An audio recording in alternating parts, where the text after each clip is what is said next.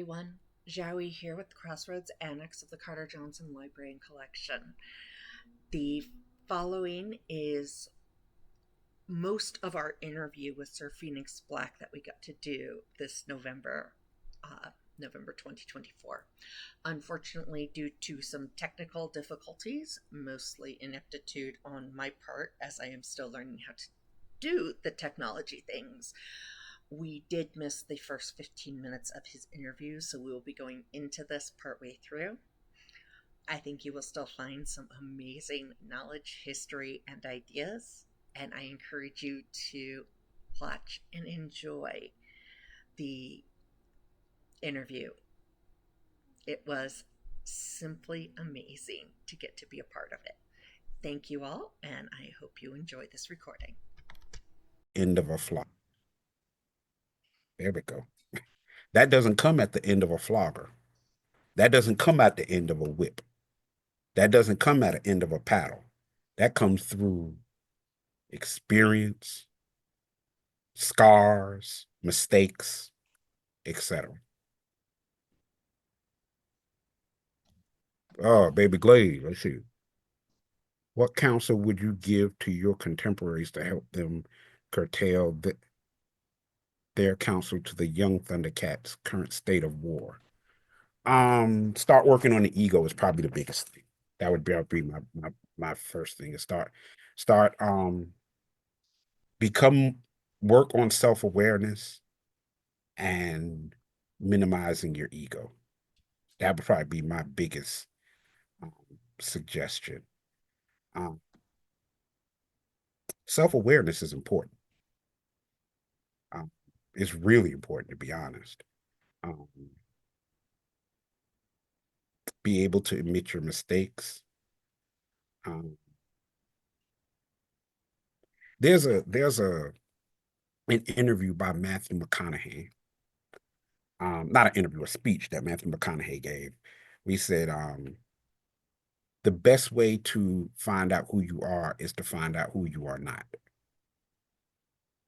And repeat that over and over and over again. And remove the things from your life, from your circle, from your tribe that's not is not who you are not. And when you do that over and over again and remove the things that are not that um irritate your spirit and stuff like that, um over time, what you're left with is what is who you are, because you've removed everything that who you are not. Lady D, she's got her hand up. let me tell one little story about with Lady D real quick before she chimes in. I know she don't mind me telling this story. I spent close to, and I've told this story before. I spent close to a month with Lady D, lived with her and everything. She was recovering um, from a medical procedure. And some people asked me, what is it like living with Lady D for a month? And I said, if you've ever seen Star Wars, where Luke was on Tatooine with Master Yoda, I said, that's what it's like. But anyway, yes, ma'am.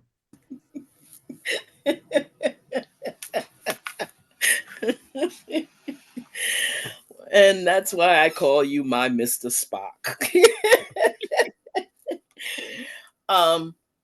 I wanted to go back to Peg's question.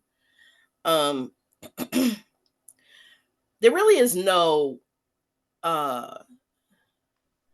there's no real answer to the mentorship, because it is definitely very individualistic.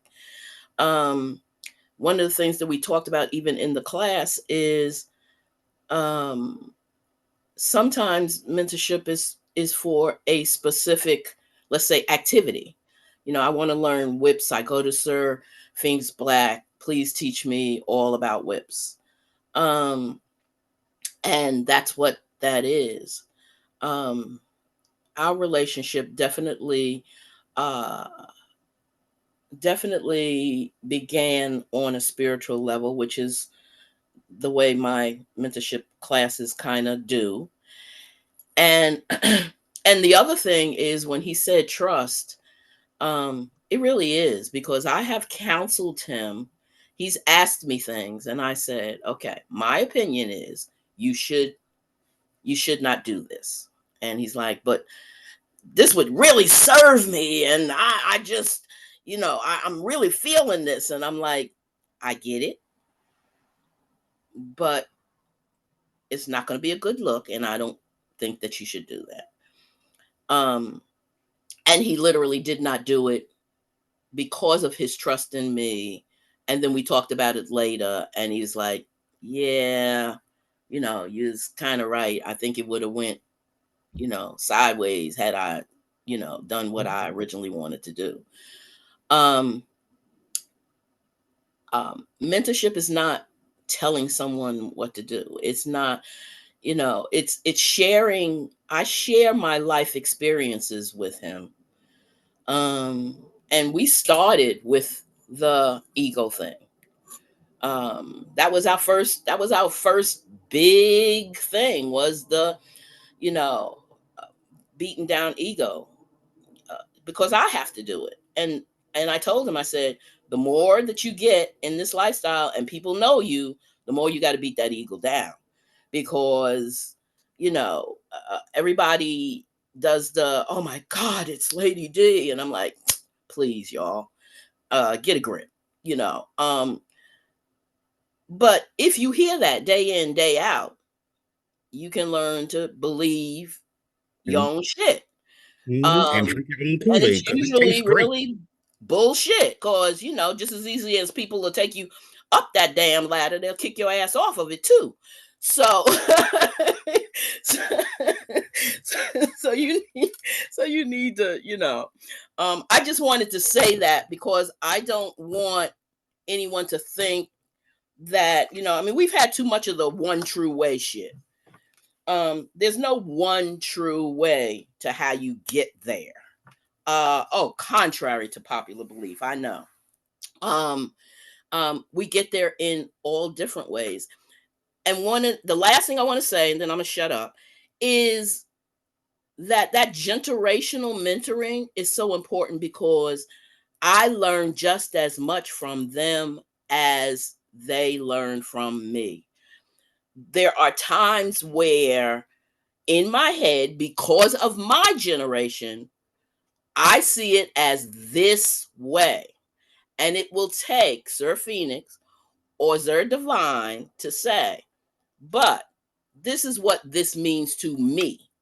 And I'm like, oh my God, I never would have thought it that way or seen it that way had it not been for having that generation and understanding what my babies and my grandbabies, oh Lord Jesus, and even great grandbaby, oh Lord Jesus, am I getting old? Has to say. So that's it. That's all I wanted to say. Okay. And it's we all come to this lifestyle with our own experiences and stuff like that. And like ma'am said, the way that she mentors and I mentor and Sir Divine mentor, is all a little different, but we all have the same heart. We have the same heart of love for the community, love for people, um, compassion for humanity, stuff like that. But we kind of express it in different ways, like kind of like the love languages. Like we all have the same love, but the language in which we implement it to the community and to other people is all a little different, even though we all have the same heart. Um, So, what was it like for little Kinkling eventually would grow into the Sir Phoenix that we get to meet now to first find the scene and get connected with Leather? um, my first introduction to the scene, to the lifestyle, was actually originally through what I call the vanilla poly community, the non-kink poly community. I met someone there. She was a submissive, we got to talking and getting to know each other and stuff like that. And she said, "You definitely have this kind of D type kind of thing to you." And I was like, "What is that?" She sent me an article, and I was off to the races from there. I read everything you could possibly read on the lifestyle. There were times that I would stay up all night reading and would miss work the next day because I was so like, this is just this just speaks to me. And I've told this story many times, many interviews, that the first time that I went to the dungeon, 1763 in Atlanta, it's no longer around. The first You come in with this preconceived notion about who you're going to be. And I came into the lifestyle thinking I was going to be Mr. Rope. I was going to be Mr. Rope. I was going to be, oh, I was going to be rigor supreme. And the first scene that I saw there was a whip scene, oddly enough. And it was between two gay men, stripped down naked, blah, blah, blah, did the whip. And it wasn't, and believe me, and it wasn't a sensual whip scene. It was brutal. And I had some Hennessy in my car, and I had to go back to the car and drink. But I couldn't, but I came back and I kept watching. And it was like watching a car crash. And when I left the dungeon then, I didn't come back for about 3 months. Because it took me that long to digest what the hell I had seen. And I was through with rope, at least at that point. I was like, this rope shit got to go on the back burner. There's something about these whips. And I remember the first time, and I've told this story, the first time that I successfully cracked a whip, my dick got hard. And I was like, okay, there's something here. I don't know what it is. I feel a little embarrassed being a black man throwing a whip and my dick get hard. That seemed a little weird. But I was like, but it's something that speaks to me. Um, and I've grown to love all the types of play, but for different reasons. But single tails definitely was something that spoke to me in really a different way. And I've gotten pretty good at it. I will be the first to say I am not the Michael Jordan of whips. There are people that I absolutely um give kudos to those. But I like to say that, I'm like the Carmelo Anthony of whips. I'm not Michael Jordan. I'm in the Hall of Fame, but I'm not Michael Jordan by any stretch of the imagination. Um, and as I grew through the lifestyle and met people and went to events and learned nuance and learned about the intimacy of power exchange. Um, the intimacy of power exchange is something that I don't think that unless you're in it, I don't think you can ever really understand it. I don't even think you can articulate it because it's such a, and I don't want to make it seem like it's better than a vanilla relationship, but kind of feels that way. um when it's going well, when it doesn't go well, it hurts, you know, really down to your soul. But the level of intimacy and connection that um comes from power exchange and DS and MS, I don't know that it can ever be really articulated, but it's deep. You have to have an almost, in my opinion, you have almost a supernatural level of connection and trust that comes in the lifestyle.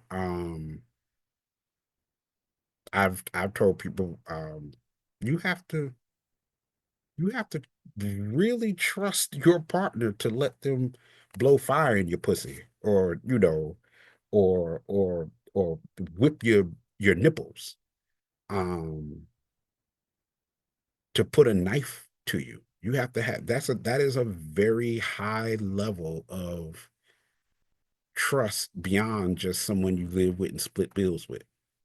It's a different kind of thing. Um, so anyway, I hope I answered the question.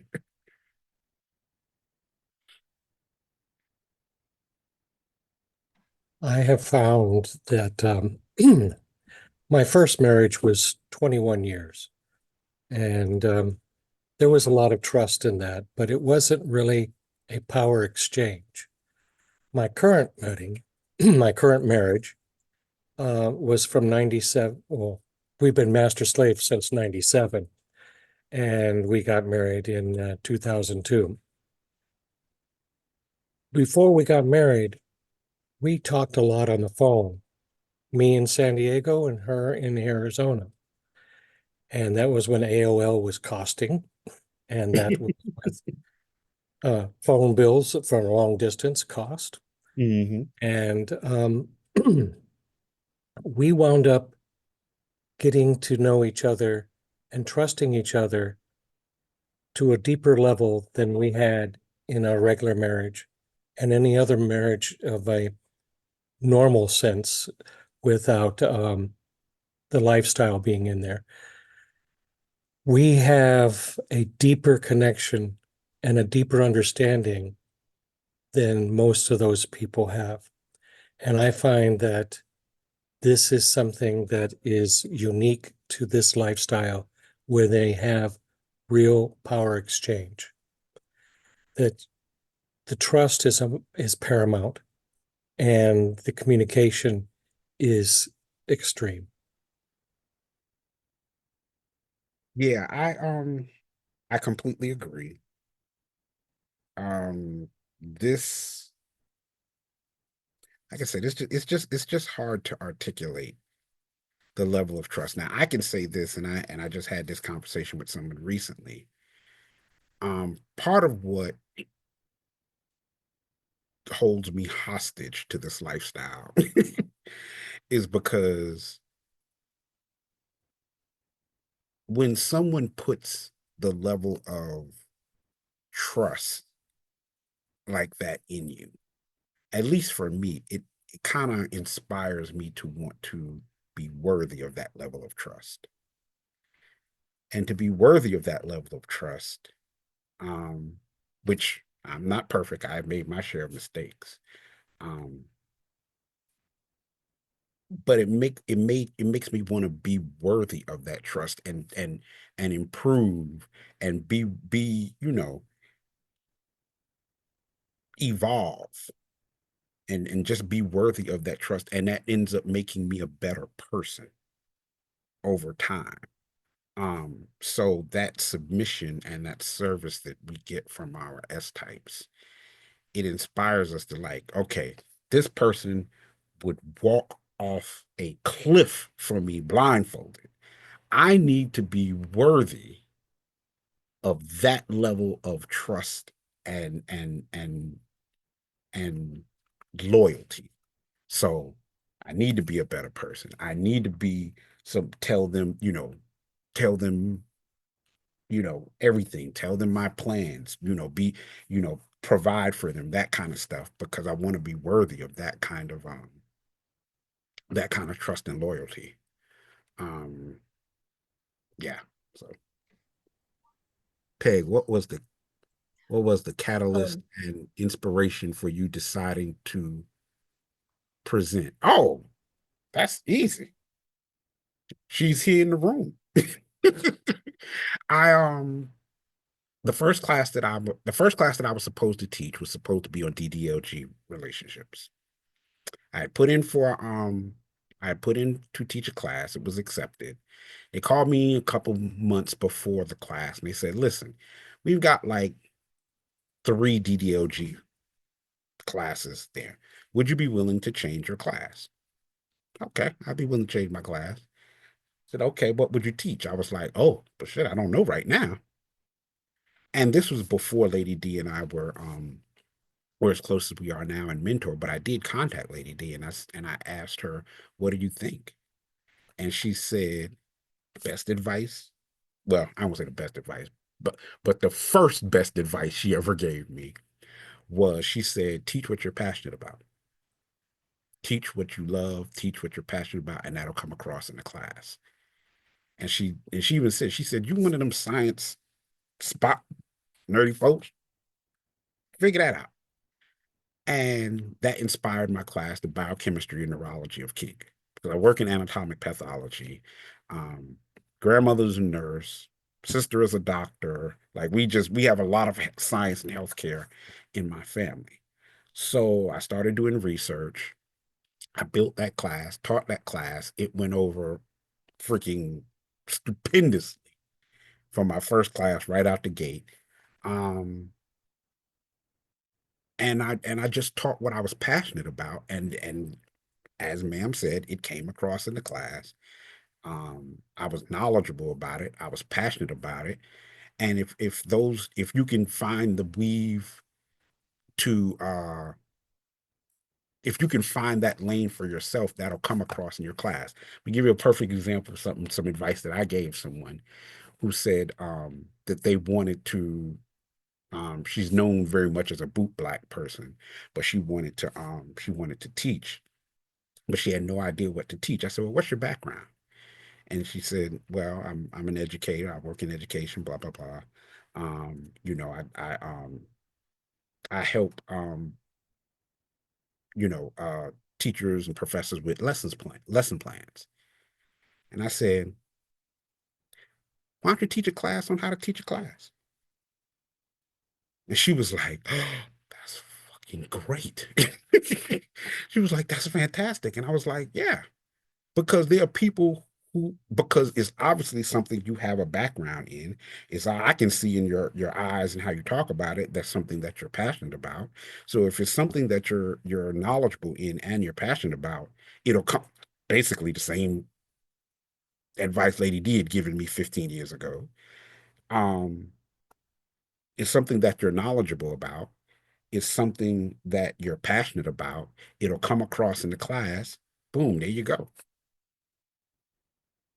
She hasn't done it yet, but she was like, yeah, I think that's, but she thinks that's going to be her first class. So that's an example of, you know, advice going down through the generations, because Lady D gave me essentially the same advice 15 years prior. Imar, have you ever felt that you should retire or leave from the community due to various changes? Hell yes. Hell yes, I have felt that way. Oh,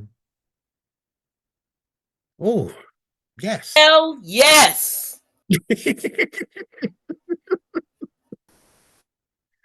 Yes. Amen. Hallelujah. Say that again. I said amen and hallelujah. Yes, I have absolutely felt that way. When you're working on putting out your 900th dumpster fire, yes, I want to fucking leave this shit. Listen, let these motherfuckers have it. But again, you'll come across someone who has that thing where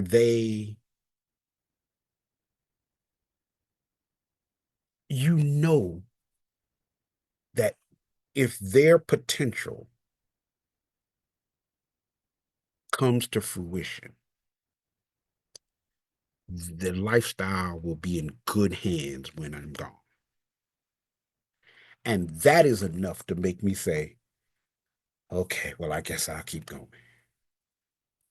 Because I love this lifestyle and the positive effects that it has on people more than my disgust for the 999.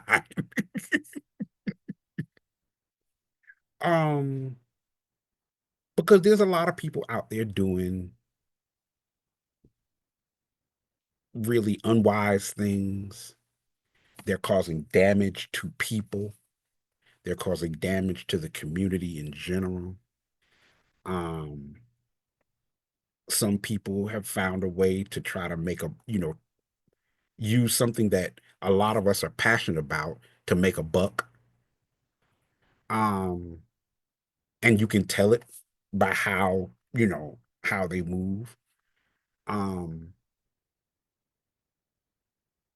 but it's kind of like, to me, it's kind of like a boxing match. You go out there and fight for 3 minutes, you get 1 minute of rest, and then you got to go back and fight again. And sometimes that gets exhausting. And one of the things that Mama said, which I greatly appreciated, and it's so simple, but the way she said it, she said, if you need to take a break, take a break. Just take a break. It ain't going nowhere. This shit is exhausting. She said, just take a break. And I know that seemed, I mean, and it was so simple, like, oh, she was like, if you need to take a break, take a break.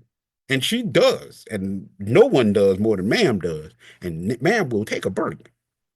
She'd be like, I'm off the clock. I'm taking a break right now. Right, she's taking a break right now. But she'll be back because she loves her children in the community. She loves the grandchildren, all that kind of stuff. But she needs to take a break. And everyone is entitled to that. I remember we were supposed to we were going to an event, or we were planning on going to an event. And I said, well, man, what are we going to teach? She said, let's just go. I said, what? Not teach anything? She said, yeah, let's just go and just be like regular folks and just have a good time. I was like, I don't know what that's like. But it was a much needed break because we had done, Lady D's teaching all the time. At that time, I was very much in war mode, so I was teaching all the time. Um, and I didn't want, and I don't even know if she realized it at the time. I didn't want, I don't think that she wanted, and I definitely didn't want to get burnt out on it because you can get so um enamored, so to speak, in doing the lifestyle that you don't enjoy the lifestyle. And yeah, so she said, yeah, let's just go, just take a break. I was like, I don't know how to do that, but it was the best thing ever. I was like, oh, this is great. This is what it feels like to go to an event and not do anything. So yeah. Um,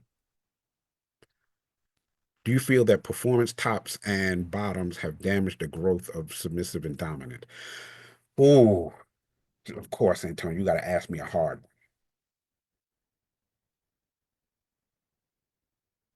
Yes. Yes. And I personally have had a conversation with someone very well known in lifestyle. Um, we had a very much heart to heart about it. And we both felt a sense of guilt behind how we contributed to the performance tops and the performance bottoms. And the reason why is because we understood, now looking back on it, we didn't realize it at the time, but now looking back on it, that when we would go to events and we would do the things, the fire play, all of that kind of stuff, and then people, especially, not totally, but especially het male tops, seeing all the attention you get, and then you getting paid, women lining up for you and stuff like that. It inspired a lot of people to run out and buy a flogger and call themselves Sir So and So. And that perpetuated a lot. He said, and I love this term that he said. He said, I feel like we may have turned a lifestyle into an industry. And I was like, shit, I think you might have a point. Um, so I feel a sense of guilt about that, but I was doing it because, especially, I'm sure everyone knows in here, when you go to events, it gets expensive. It gets expensive to go to events. So I was doing those kind of things, the performances and stuff like that, to help supplement going to teach at events. But it had an unintended consequence. So yeah, I do feel a sense of kind of like guilt about that. Has it changed how people look at the dominance and submissive dynamics in today's climate? I think not to the vanillas. I don't think to the vanillas it's made a difference. But I think that um combining the lifestyle with ego, which is basically kind of what a performance or a lot of performances have become. But combining the lifestyle with ego is a dangerous damn thing. And, everyone loves praise. Everyone loves praise. Um, everyone, everyone is trying to feed you your own Kool-Aid and trying to get you to drink your own Kool-Aid. And it tastes great. It tastes great, but it is not a good idea. Um, it is not a good idea. And the ego is one of those things, like, it don't take, you might beat it down over here and it pop up in a different way over here. Um, so yeah, so I feel a little sense of guilt about all of the performance tops that are out there now. Because to me, there are a lot of people out there who performances is just a way to merge the lifestyle and their ego. Um,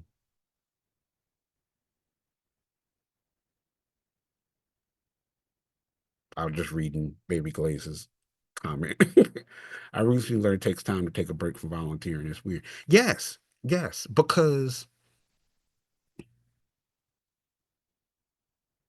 when you love it like a lot of us do, it is you want to see it survive. You want to see it thrive. Um, I tell people that the kink is the icing, but the service is the cake. Um, and then don't get me wrong, we all still love the icing, but the cake is important too. And but even still, we need to take a break from the cake and the icing sometimes, because when you're in the lifestyle and you do as much as we do, and people ask you for advice and this and that. Mammoth has said this before, and I keep referring to her because I've learned so much from her. Um, After you've learned how to do the things, do the flogging, do the fire play, do the needle play, doing all those things or whatever. After you've learned how to do the things, that's when the hard work comes. Because what ends up happening is that people keep coming to you for advice, come to you for guidance, all of that kind of stuff. Ask you to mediate consent violation. You're trying to, and one of the best, and this goes to what ma'am said about, you can learn from your mentee as well. My mentee said said one of the best things that I had ever heard, and he said, "What is the difference between gatekeeping and quality control? The other person's perspective. That's really the only difference. And we do try to have some quality control to the lifestyle. However, because we generally believe in inclusivity, we also don't want to seem like gatekeepers. And there's a very fine line between that, and we don't always get it right. We don't always get it right. We sometimes have um unproven faith in people that didn't deserve our faith and didn't deserve our belief in their potential. Um, you know, sometimes we see the potential in people that they don't see in themselves. Um, so yeah, the whole thing about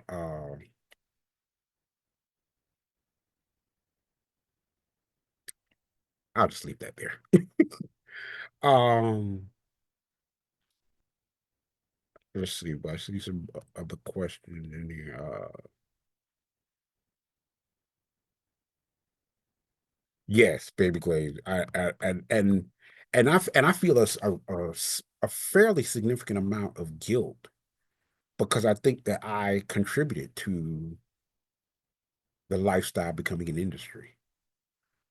Um, it was done from a good place, but you know, the road to hell is paved with, good intentions. Uh, Comfortably platforming your voice and messages that some may seem dissenting or thought challenging. Um, oh, it's a good question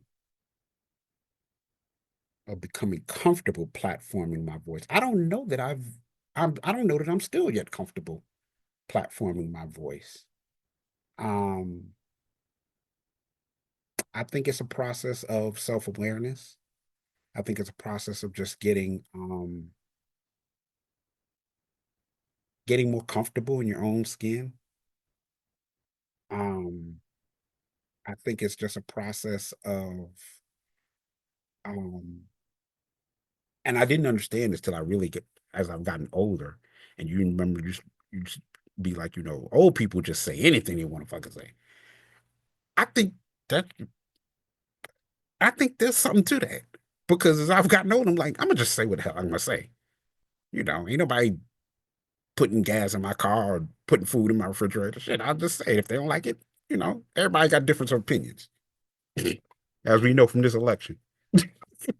A lot of people got different opinions. So um just being more comfortable in my own skin and being more self-aware and even, if it's something that I might be a little unsure about, I'll call Lady D. Man, I feel like and she's quick to be like, everybody don't think like you, Phoenix. I don't know about that. And I can gauge by how she said it. She'll be like, eh, you know, or she'll be like, no, don't do that. So I know we have that report. I'd be like, oh, I'm so sick of these people. But anyway, um, what's wrong with choosing a journey of top or bottom, sadists or masochists instead of choosing a D type or S type? There's nothing wrong with that. There's nothing wrong with that. But I think that we, unfortunately, um, we sell the brochure of DS pretty damn good. We are pretty good at selling the commercial. Um, Not so good living the reality. That DS or MS or being a covered master, that's like the top of the food chain or whatever. No, it really isn't. It really isn't. That's another perfect example of service to your own ego. There are people in the lifestyle who have been in lifestyle a lot shorter than I have been, who have been covered. Okay. Does that really make much of a difference? People know me, people know my resume, people respect my opinion and thoughts or whatever. Does the cap make me or do I make the cap? So that's why I said that whole thing about ego.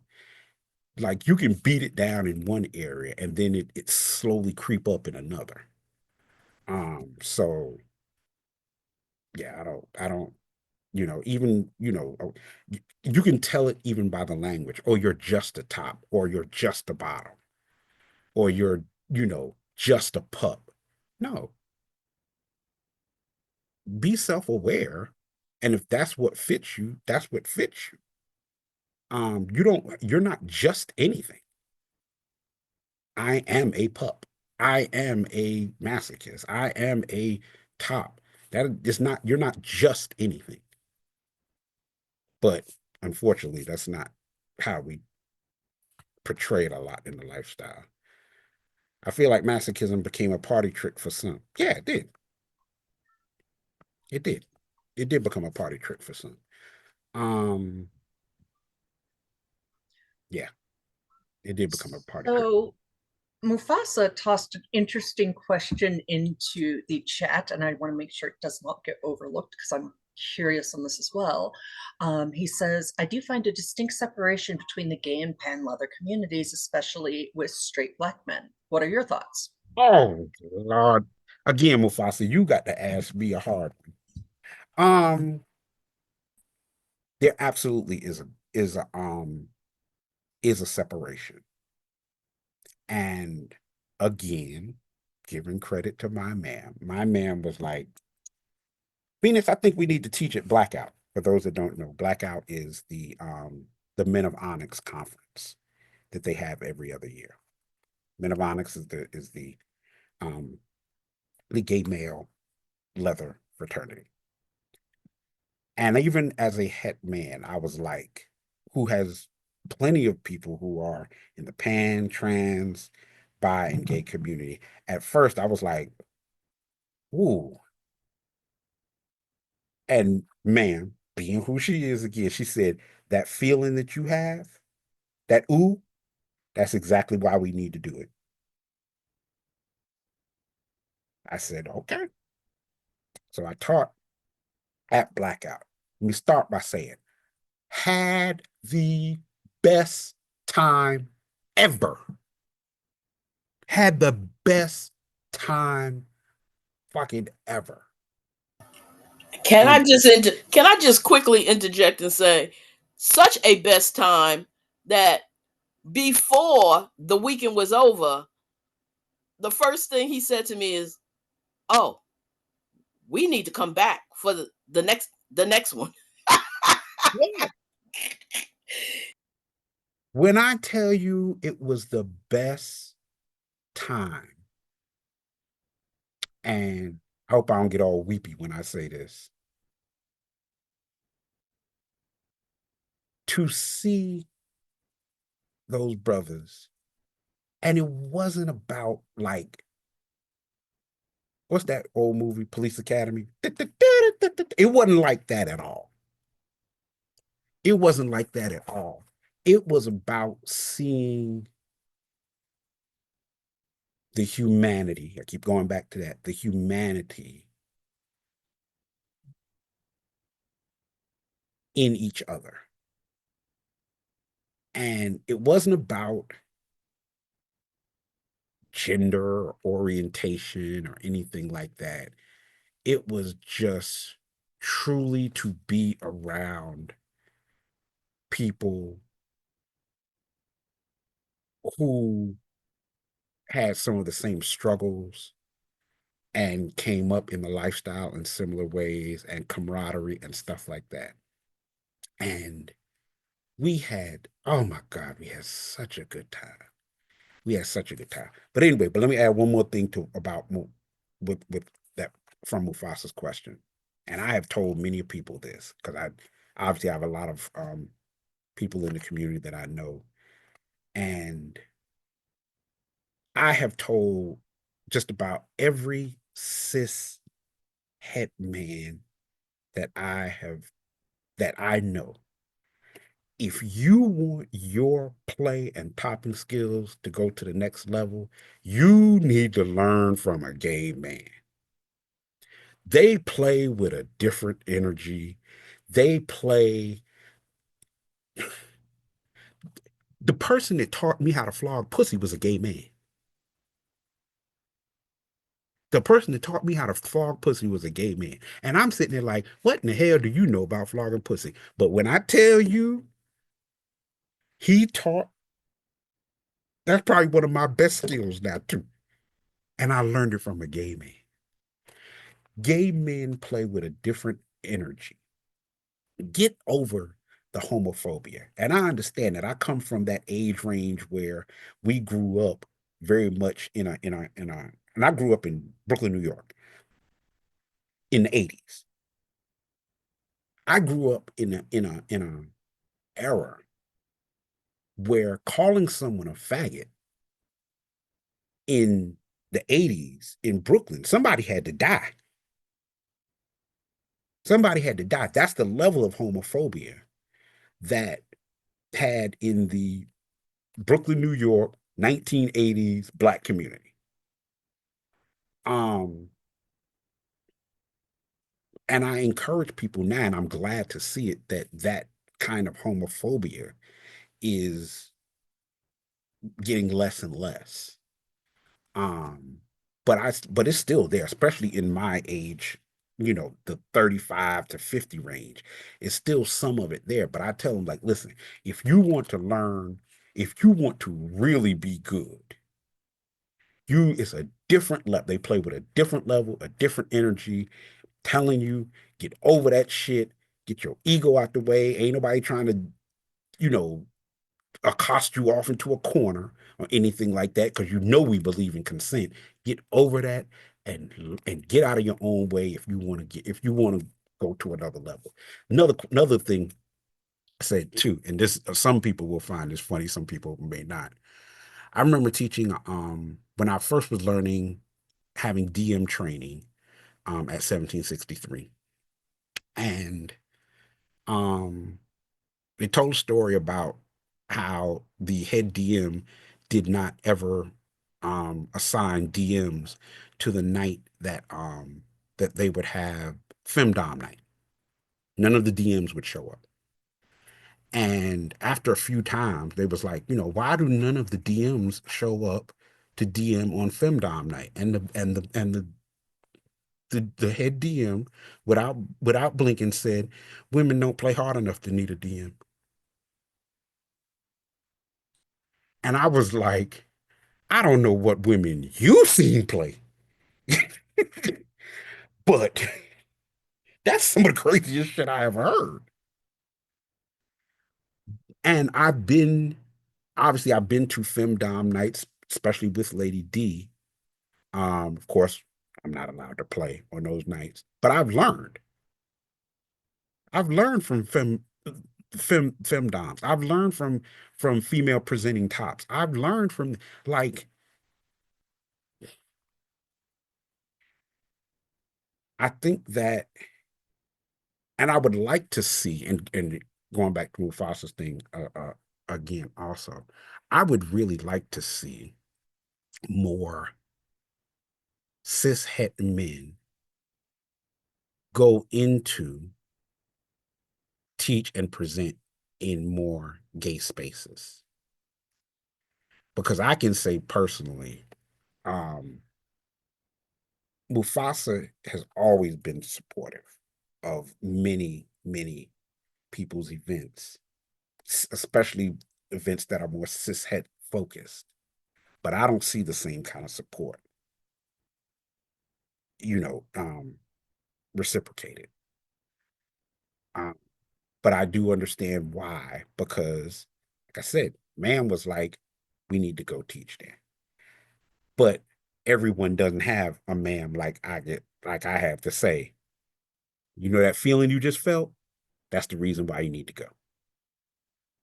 Because most people are just not going to go into spaces that make them even the slightest bit uncomfortable and are not unless someone really prods them, will not get out of their comfort zone.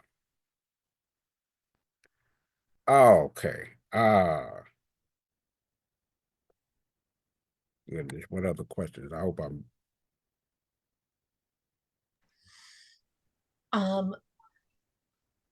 Lonnie wants to know about, speaking of ego, what has your journey been like keeping ego in check? What do you recommend for ways to keep it balanced? Lord, y'all ask hard questions. Why don't you give me just a flogging 101 question or something? How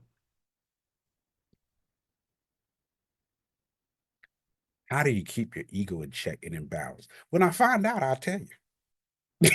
Because I don't really know that I think probably the best thing is to have an accountability partner. I have ma'am. Ma'am will tell me like, ego a little rising up a little bit. And there have been a time or two, it's been rare. It's been rare. That man will be like, oh no, that's not your ego. That's not your ego, whatever.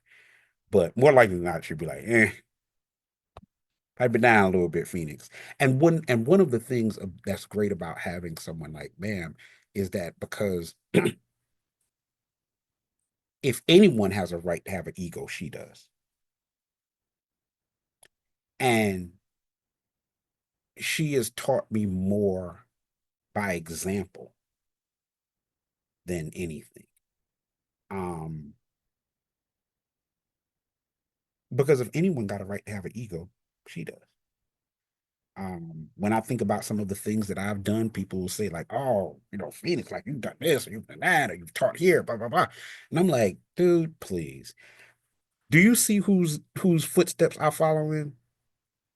That ain't shit."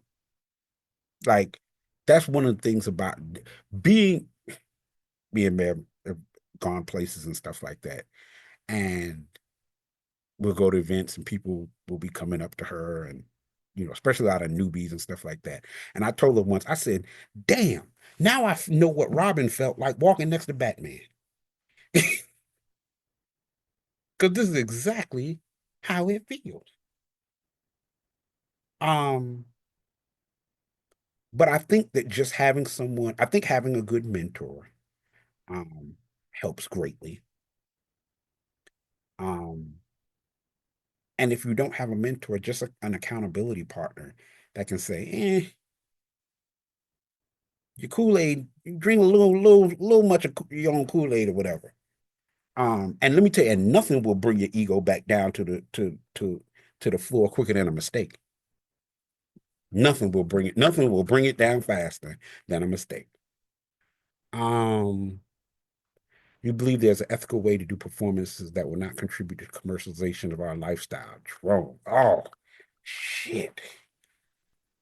God damn, y'all ask these real deep questions. I think I can say for me personally that I never did a performance because I just needed the money, if that makes sense. Like, again, this is just my personal opinion. A lot of times when money gets involved, that's why a lot of times when money gets involved, your motive and intent will change. I had a conversation just recently with a young lady. She's a pro dom. She does it now full time because she lost her job. And I said, don't. And she's a very attractive woman too, so she makes very good money. And I said, you know something? Don't let this burn you out, because there's a difference between doing an event or doing a scene and getting paid for it and being compensated for your time and energy versus I need to do this scene or get or this because the fucking rent is due. It is different. And in addition to that, I'm gonna bash my gender a little bit, especially a female dominant with male submissives, that they will a lot of times use money as a way to reverse the power exchange too. So, and if you have even the slightest scent of I need this money, now you the submissive or you're the bottom because they know they have you over a barrel. So just in general, money within the lifestyle, the commercialization of the lifestyle, um, it's a tricky thing. I think that's something that everyone kind of has to navigate on a personal level. Yeah, you just have to navigate on a personal level. Let's see. I believe the evolution of things survive through groundbreaking initiatives and change, and yet carrying that purpose can be deeply heavy, especially in the cultures deep within history and tradition. And let me even add that about history and tradition. I think that history and tradition also is a form of gatekeeping. I think that we have those that really strongly buck against history and tradition. Um, a lot of times because they don't really want to work for um, they don't really want to work for the prestige or the accolades or whatever like that. Um, it's usually those that are usually ones that are complaining about gatekeeping are the ones that are outside the gate. It's just that simple. And they want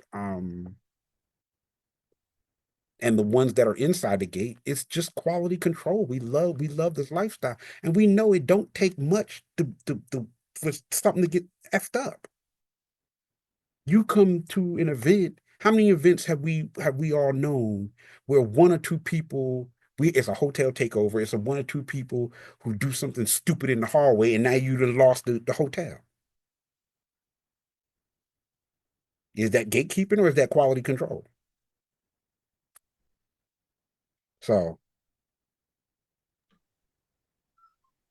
that's just so degrading and dismissive. Okay, Peg, I see. What else? I want to jump back to a question Sean LaShawn put in chat, if that's all right, please, sir. Sure. Can you talk about the ways you, as a cis het man, have learned to practice mindfulness around the queerness as a mentor for a Black queer non-binary person, recognizing where your experience may differ, privilege, being an active ally, and such? Um, hmm.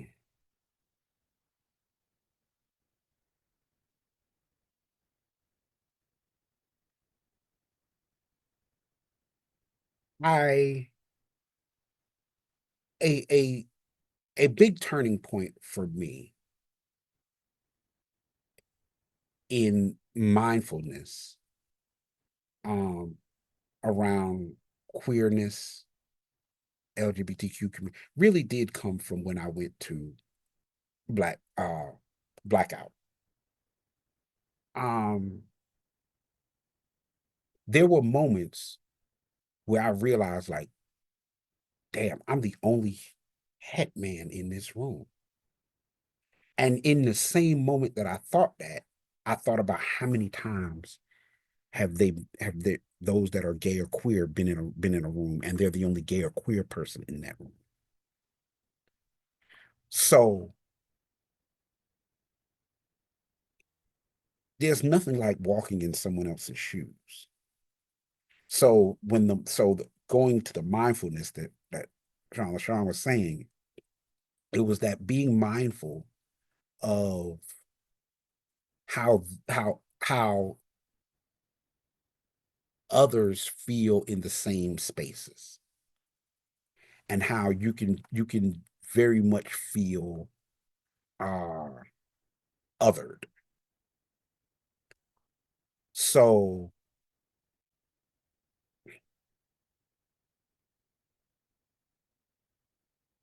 so in and getting out of your bubble. That's probably one of the biggest things about getting out of your bubble, because if we're all honest, more than likely most of us hang around people that look like us, think like us, and probably in our general age range and social demographic. And going back to politics a little bit, that's how you get fucking blindsided and don't see Trump get elected. Because generally you've probably been in that bubble and you didn't realize you were in a bubble. And then when you have something like that happens, you realize, damn, I never saw that coming. Um, so I think people have to make a purposeful effort, even though it is very uncomfortable sometimes, to get out of your bubble, put yourself in someone else's shoes, and as ma'am says, get comfortable being uncomfortable. Um, Not only will it make you a better human being, um, it will give you a sense of empathy and mindfulness. Um, and I give all credit, well, 90% of the credit to Lady D. Um, that was, you know, teaching at Blackout was a very sentinel event for me. I had been to the Eagle and hung out at the Eagle, taught at the Eagle. I think I taught at the Eagle twice. Um, but making a conscious effort to really get out of your own space, out of your own bubble, um, and see what someone else's shoes feel like. So anyway, any more? Oh, let's see, Lonnie. Speak of ego. Oh, I answered that question. I answered Lonnie's question. Um, I see Kadish down here. After 26 years in the face of bringing our lifestyle into the daylight in a positive way, sometimes I feel we might need to roll it back to being more private and restricted. What are your thoughts? I would love that to happen, but I don't see it happening. I think that 50 Shades blew the top off of that. Um, I would love for it to go back to that. Um, but whenever and this goes back to kind of Jerome's thing, whenever you have something that involves sex, money, and ego, that's a pretty damn attractive combination for a lot of people. Um, I don't see it happening. I would love for it to happen. But again, like you said, like my mentee said, what is the difference between gatekeeping and quality control? Your perspective. Um, those that are outside call it gatekeeping, those that are inside call it quality control. Um, I wish it could, but it doesn't, I don't see that happening. Um, as you know, I do a fair amount of international traveling. Um, it it's funny to see how the lifestyle plays out somewhat in other cultures. I am so excited to learn um, how it plays out in other cultures. Let me give you a perfect example. Um, Ecuador. It seems like everyone, not literally everyone, but a lot, are rope people. Um, because the culture this is just my working theory, has so much what do you call it, machismo, And then also the fact that it's a very Catholic country, rope seems much more acceptable, seems like to them, than the hardcore kind of beating and all of that kind of stuff. Um,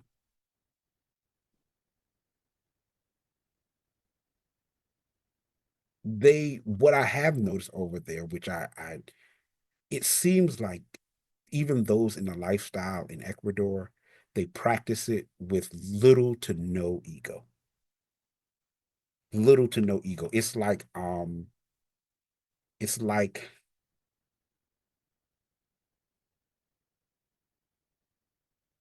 art. It's not, and it's a photography or something like that.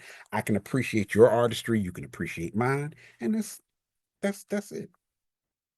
So, but anyway. Oh, let's see what's Back into our generational questions for you, sir. Jerome had asked, can you speak on ways to bridge the gap from those that have been around a while and the TNG?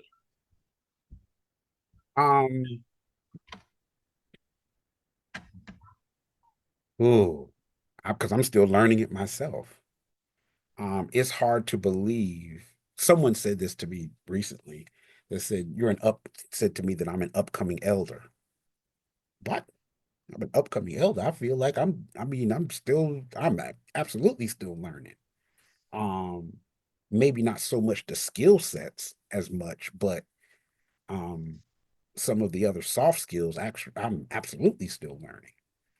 Um, hmm, how to reach the TNG. I think one of the best things is to be able to have a genuine love and appreciation for the TNG. And what I mean by that is that understand, well, let me give a perfect example. And I think he's still in here. Let me just check. Sir Baker. Sir Baker and I are fairly close. And I think Sir Baker will admit that I want to see Sir Baker succeed. And when someone that looks to you for advice and guidance genuinely feels that from you, that's the first connection. And not chastising them because they don't do it exactly like you do it. So Baker is known very much for rope. My rope skills are mediocre at best. But I want to see Baker come up and get better, and I've encouraged them, and said, why don't you try this instead of this or whatever like that. So I think that's probably the first step, is that not being judgmental for the next generation, and truly wanting to see them succeed. I've seen people perform, and I have pulled them to the side and I say, I like that. I like that. What you did is great. Is great. And I love to see those push the envelope in a safe way. And be creative and stuff like that. I am for the most part, I have done almost everything in the lifestyle that I've wanted to do. It's given me more than I could have ever thought. This interview is a perfect example. This was not even on my bucket list to have an interview with the Carter Johnson Library. I meant that wholeheartedly. I would have never even, that should never even cross my mind. But so I don't really have that much ego in regards to the lifestyle, because it's already given me everything that I wanted. So the only thing that I can do, and I used this example from an interview that Kobe Bryant did. I just want to live forever. And how do I live forever? Teach everything that I know. because everything that I know will show up in a Sir Baker, will show up in a Sir Divine, will show up in a knowledge, will show up in a divine universal. It'll show up in a, Sir Knight. So I want to give it away now because I've already gotten everything that I wanted from it. Shit, I might as well give away what I can now. I'm not trying to, I'm not trying to be um one of the young Thundercats at war. I'm going to sit on the porch. I see Antonio's hand is up. Thank you. So for those of us who are still seeking ownership, what advice would you give to those who have had kind of hard releases? How to kind of get over that sour taste to continue to pursue ownership? Oh, boy, y'all don't ask no easy ones, do you? You already Um, know I ain't going to nothing easy. um, oh,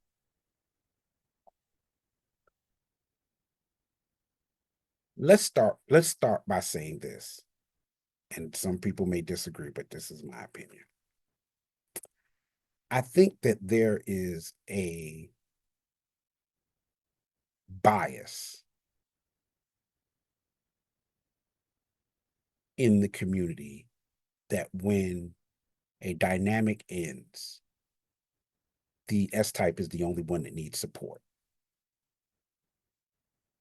I think that that is a general bias. And as those of us on the left side of the slash, we get hurt too. We have genuine invested emotions, time, feelings, all of that kind of stuff. When a dynamic ends, the S type gets generally a lot of support. D types are a lot of times by our own doing sometimes, but then also by the general bias against us, we a lot of times have to suffer in silence. I know that feeling intimately. Um,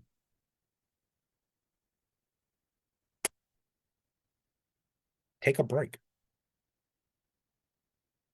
Take a break. Sometimes it'd be the simplest answers. And find a way to heal. I knew Lady D was gonna jump in. I knew she was gonna jump in on this. Go ahead, ma'am. Go ahead. um his last statement was the most accurate. You have to take a break. Understand that the death of any relationship, um even a good relationship. I've had relationships where I've had slaves and had them for many years and lost slaves. And I won't say lost in, it doesn't necessarily mean it has to be lost, but um even if the dynamic changes from what it was, um you still have to have that time to mourn what it was that you had. You still have to have time to decipher, okay, well, what was my part in that? Where can I improve? We as humans have a tendency not to want to hurt, so we jump from one relationship and jump straight into the next one. And I think that that's one of the biggest mistakes that we can make. I think we need to take that time. I think we need to heal from that. If it's broken trust, hell, you ain't putting yourself out there right now because that wall is up, and you ain't ready to be that vulnerable again. So take that time to not necessarily think about what the other person did, but the feelings that you're having now, why you're having them. Is it a trust issue? Is it, just the grief and the grieving of what I had when I lost my slave? We still have a relationship. We have a beautiful relationship, but I still had to take that time and mourn that I don't have this person as my slave anymore. That relationship has transformed into something else. Um, and we don't give ourselves that time. And I think we definitely need to do so. Yeah, I don't think that learning from the dynamic, because we've all done things wrong within the dynamic, done things we're not proud of, said things we're not proud of. Um, but taking time and not running from the feelings, but really going through them. I remember said, and it actually came from a sermon, said, why would you stop in the middle of a storm? You keep going through it. Um, you keep pushing through it. And you always learn something from it. I remember, again, I go back to Kobe Bryant because a lot of my lessons about the lifestyle and leather now um, come from outside the lifestyle. One of the books that Lady D requires for those in her tribe is the Four Agreements. Um, I think it's one of the best books ever fucking written personally. Um, but Kobe Bryant said in one of his interviews, he said, you learn more from your losses than you do your wins. And you have to go back. He was talking to one of the WNBA players that lost the championship and asked him, said, have you looked at the tape of the game? And the player said, no, I can't. It's too painful. He was like, no, you have to go back. You have to go back and look at the tape of the game, because if you don't, whatever the things were that made you lose the game, you'll do them again. So I say the same thing for the dynamics. You have to go back and you have to look at the tape. You have to look at the tape and learn from your losses. Now, you may still lose in the next one. And even lose is a very,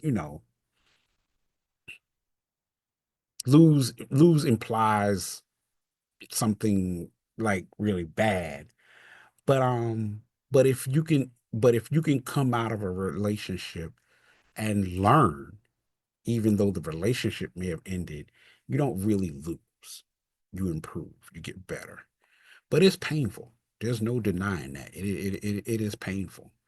Um, and like I said, a lot of times those of us on the left side of the slash, we have to do it in silence. Um, or sometimes we choose to do it in silence. Um, but if you have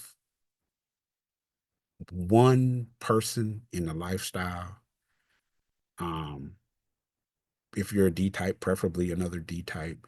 If you're an S type, preferably another S type.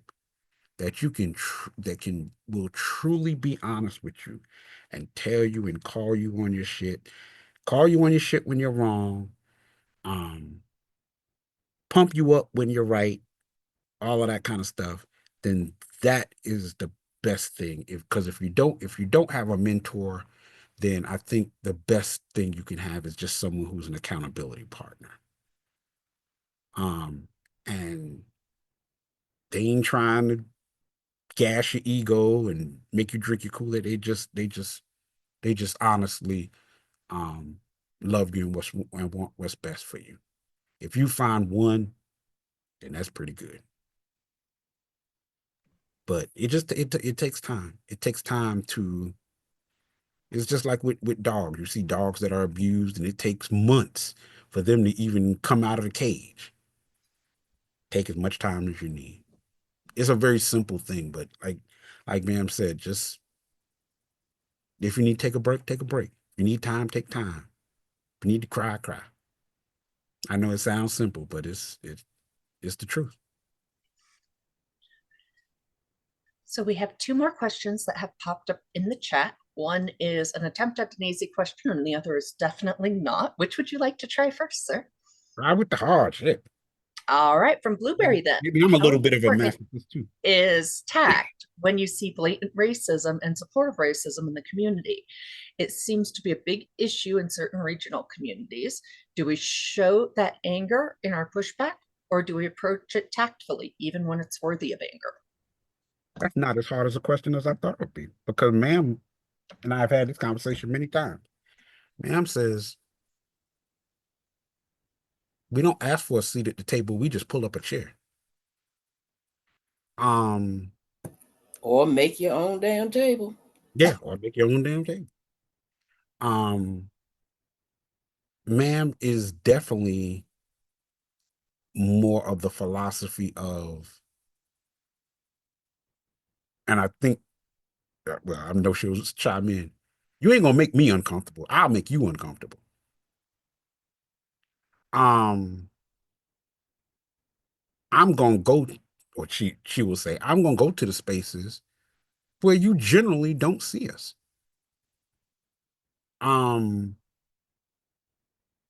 I've adopted more of that philosophy from her. Because I was very much more of the, you don't want me there? I won't be there. But that doesn't, and she will say this, that doesn't solve or improve things. To go back to your own bubble, your own silo. And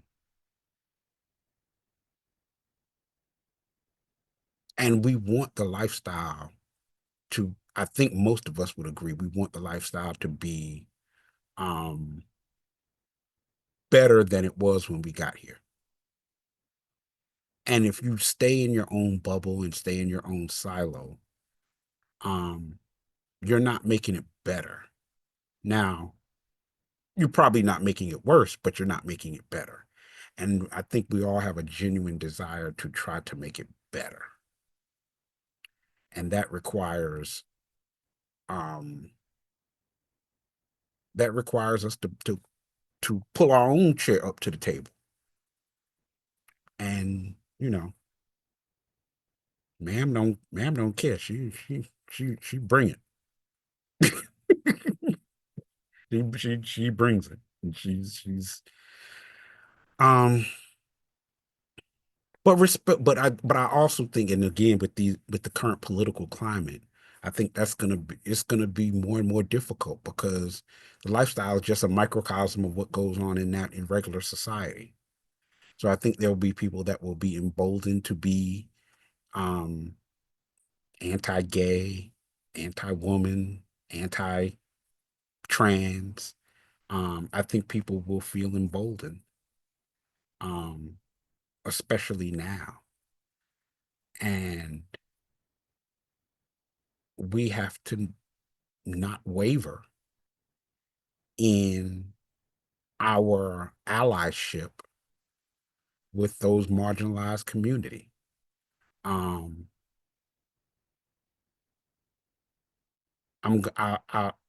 going to share a little bit of a personal conversation that Lady D and I had post-election. And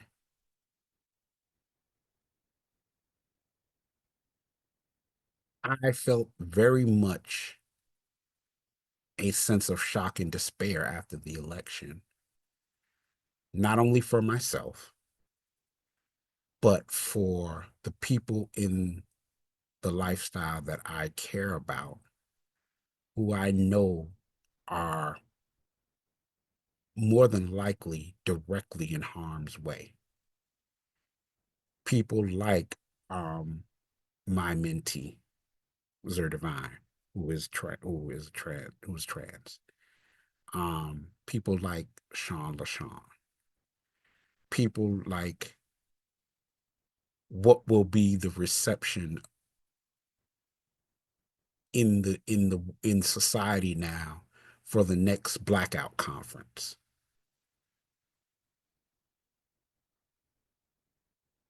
It is concerning, and it requires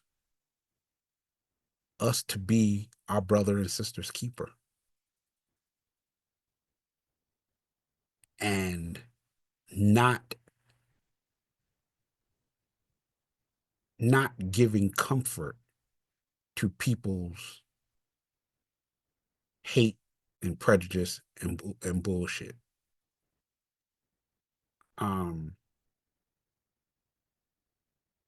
So I guess kind of the I'll just end this comment with this. Don't let them make you uncomfortable. You make them uncomfortable.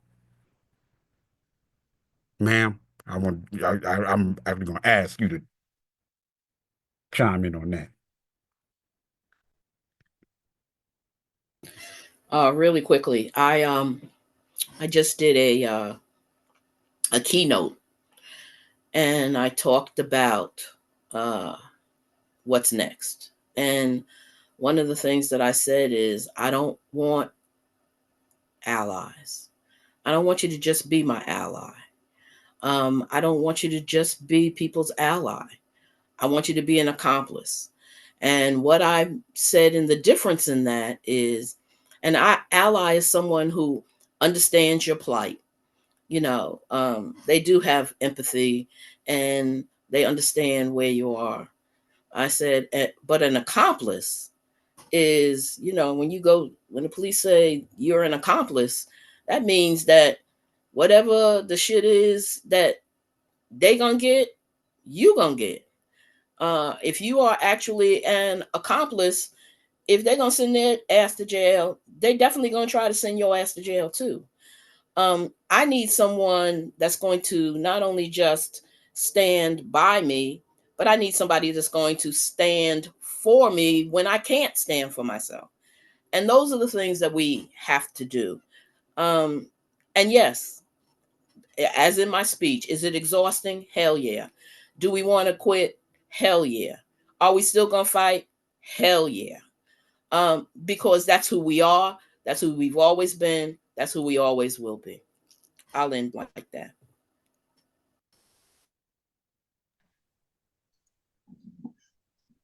Okay. Any let's see.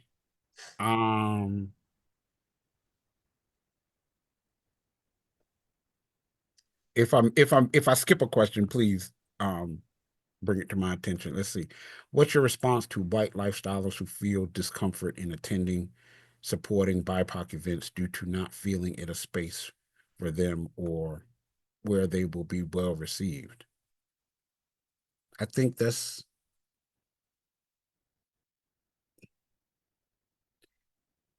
that's where self-awareness and empathy comes in to play, because and a level of emotional maturity too, that I didn't know necessarily, although I'm black and male, how I would be received um at Blackout. I had I didn't know necessarily how I would be received at God's. Um but there's a certain level of, and ma'am, and I just had this conversation. Being authentic, being self-aware, and having empathy and respect for people's humanity goes a long way. A really, really long way. And if you have those things, then you can be genuine who you are in every space. But people generally like to stay in their comfort zone.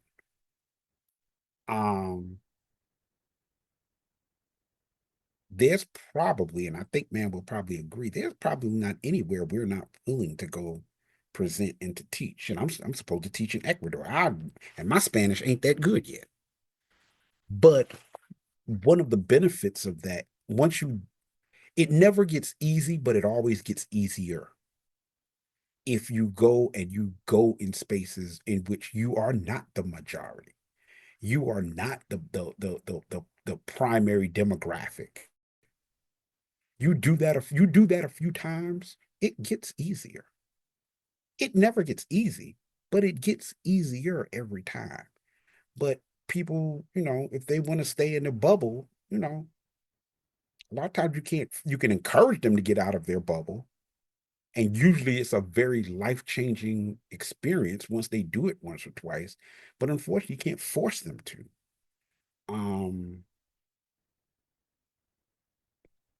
Unfortunately, you can't force them to.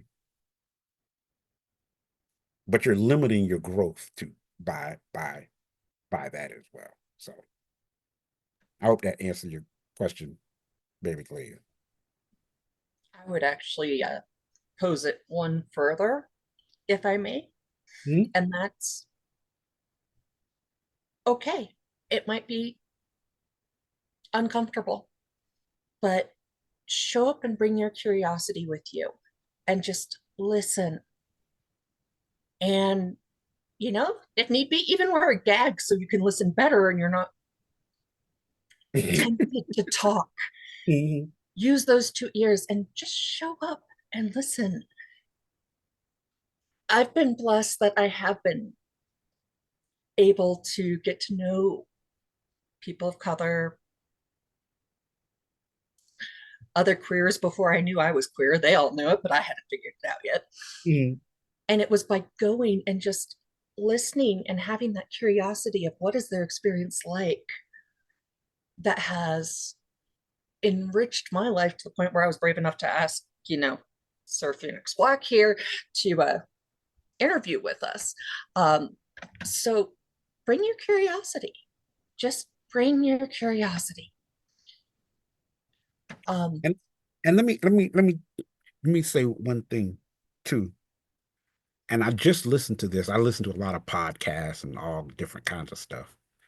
And I was listening to one of the political guys, and he said, just listen. Because going back to what you said, just listen, because just listening is a sign of respect.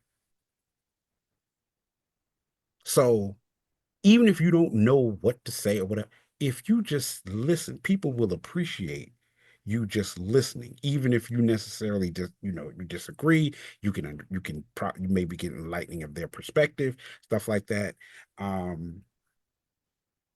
But people don't, that's why social media is what it is, because it reflects to people what they want to hear and see. And it's self-reinforcing, but ultimately toxic. So, anyway. Okay. Now we're going to hit the last 2 questions. One from Nikki. What is your response? Wait a minute. Nope, that's the one I just did. I want the one before that.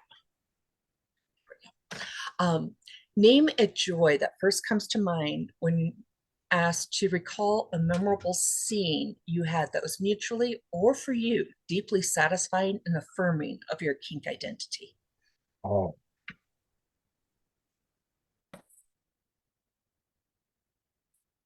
I had a scene with a young lady that I had known for many, many years, probably 10 years.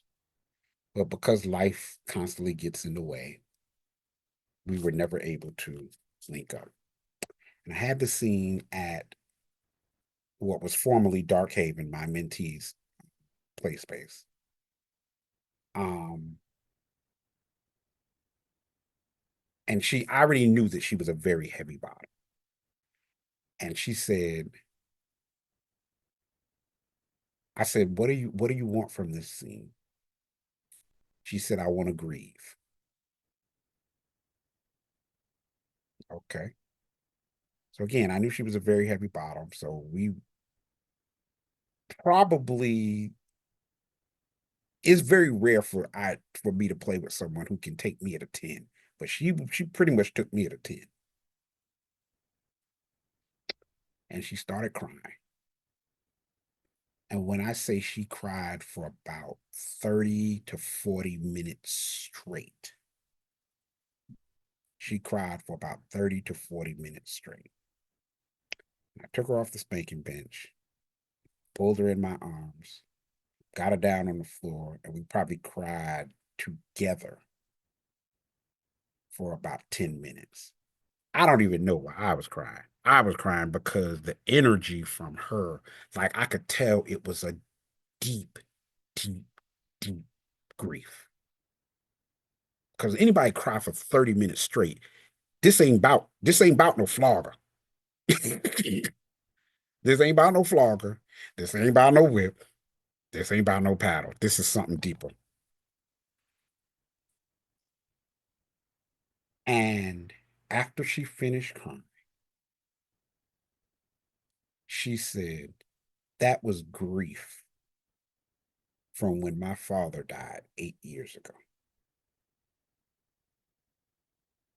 That I had never fully grieved.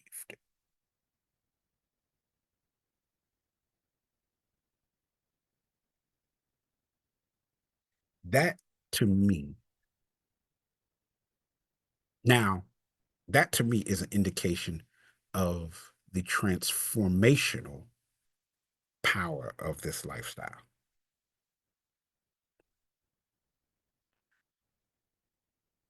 Took her home. She slept for like 18 hours. Now, mind you, give you some background on this young lady or this woman. This woman has 9 children, homeschools 4 of them.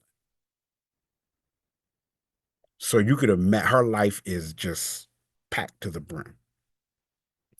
Took her home. She slept a long time. And when she left, she was like, I can never thank you enough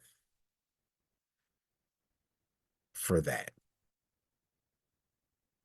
She got home. We kept in contact for, a little while. But when when you got 9 children, like you ain't got a lot of time to jibber jabber.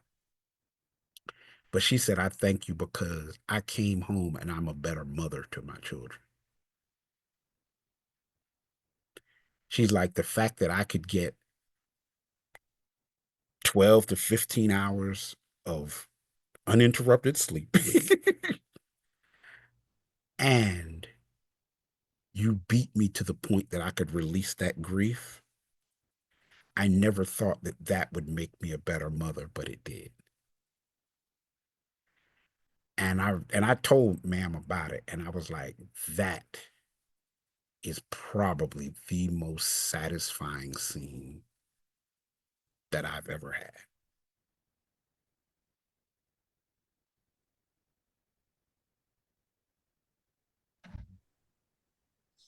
Wow.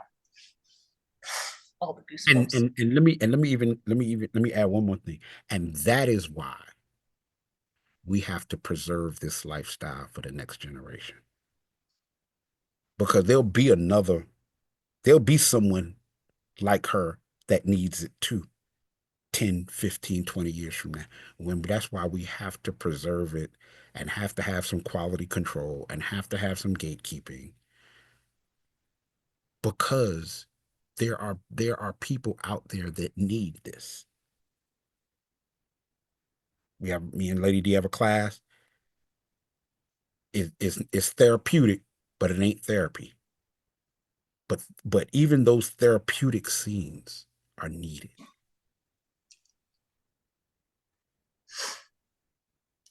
Very, very much so.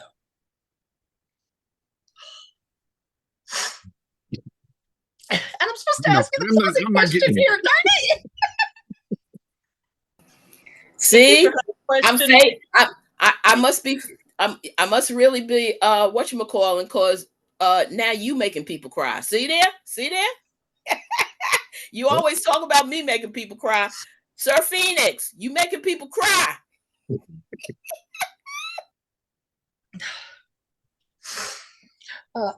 So the question I like to wrap up with is always, what is the one question that you hoped we would ask that we didn't? Hmm.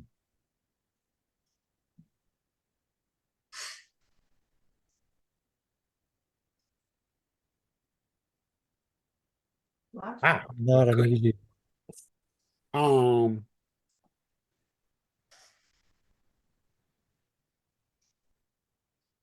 See, I can be a little bit of a sadist too sometimes.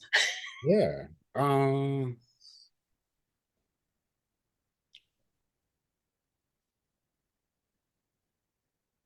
Probably, am I hopeful for the lifestyle? Do I have hope in the lifestyle? And yes, I do. Because no matter what happens in the country or politically,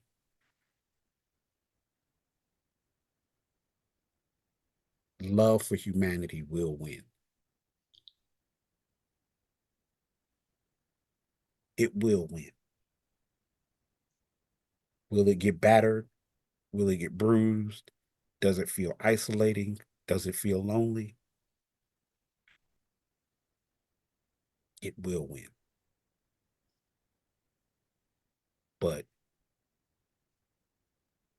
it's going to take a beating.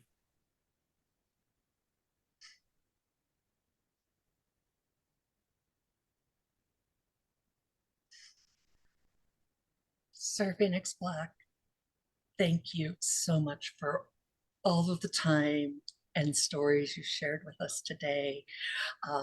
Thank you for being the first video interview that the Crossroads Annex got to pop our cherry on. You were very kind to us on that, and our future people are definitely going to have to up their game, because as was mentioned in the chat, yeah, there's a few times you've gotten several of us all misty-eyed. Thank you for that. Thank you for your wisdom. Thank you for not mincing words. And thank you for continuing to be willing to be available to all of us in this community. I thank you. I thank you and Master Dennis for the honor. When I made the post, I meant it, that I could not have imagined. This was not even on my bucket list.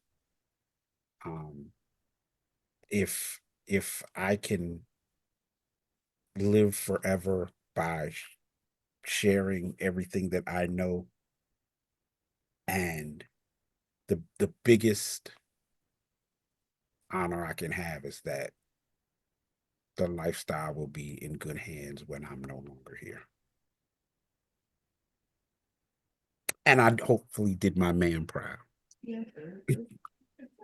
And Sir Phoenix Black, I would like to thank you and everybody else who had the questions, because I didn't have to ask questions because they all asked the hard ones.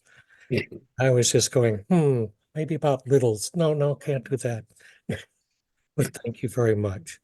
And thank you to your mentor, who is always a charming and person to make a laugh about.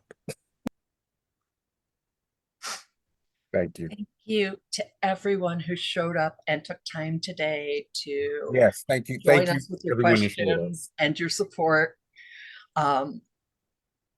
We will be getting this posted online, hopefully before the beginning of the year. I am not the most technically savvy, so it will take a little bit, but we will get that taken care of. Please continue following the Crossroads Annex and the Carter Johnson Libraries on whatever social medias you have found us on before. We will keep doing these.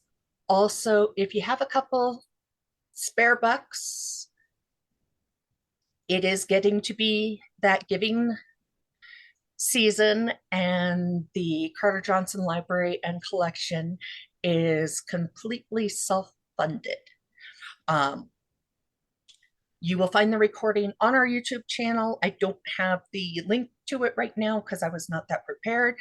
We will post it on social media as soon as it is up, and to the Carter Johnson Library and Collection Facebook page, as well as in the Carter Johnson Library and Collection Discord channels. I'll also get a copy to Sir Phoenix so that he can share it wherever he feels is appropriate. And I will definitely get one to Lady D, because as much as I would love that woman to kick my ass, only for good reasons. Thank you, everyone. Please enjoy your Sundays and take care of yourselves.